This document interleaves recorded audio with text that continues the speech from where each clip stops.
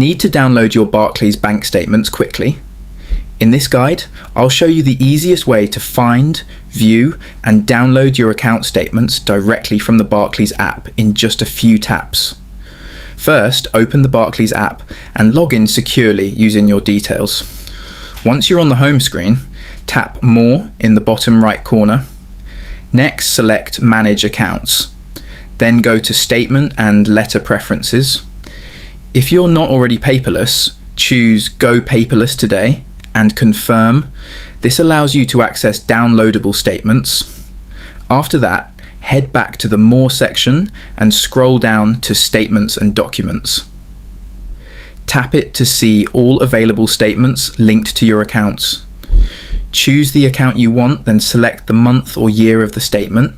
The statement will open on your screen.